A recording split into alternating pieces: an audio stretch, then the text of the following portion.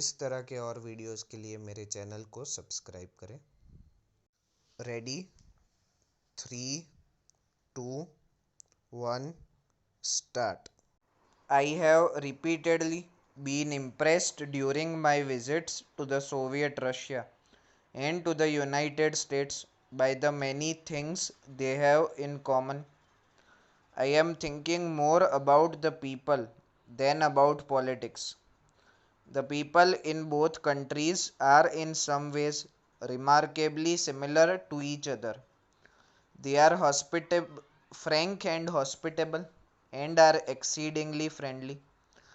Essentially, I am thinking of one common feature today in the Soviet Russia and in America, namely the concentration of technological and scientific development as a means to progress.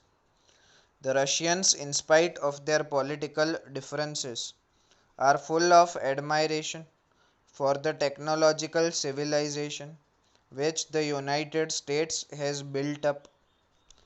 They want to do even better. Theirs is a competitive approach. It is because of this, I think, that once they get over the present day political difficulties, the people of the Soviet Russia and the United States are likely to come much nearer to each other than possibly other countries might. America, by and large, is a welfare state. There may be odd things here and there which do not fit in with this concept, but it is a welfare state. You have solved your problems of providing the primary necessities of life to the people. We in India have not. Our problems in India are fundamentally concerned with the primary necessities of life. In that sense, our problems are different from yours. Therefore, the pure American approach does not often fit in because you think in terms of an affluent society. For example, you may think in terms of highly mechanized agriculture, but it may not suit India.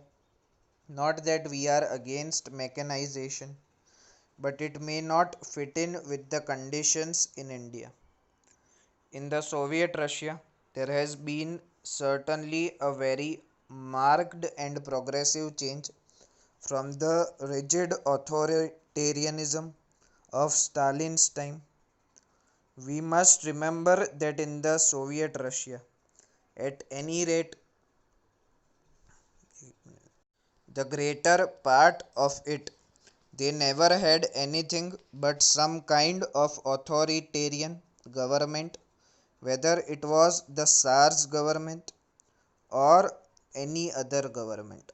From that, they went on to a communist regime, which has brought them some advantages undoubtedly, but at the cost of individual liberty. They do not feel the lack of it very much, but ultimately, everyone feels the lack of individual liberty and lack of individual freedom.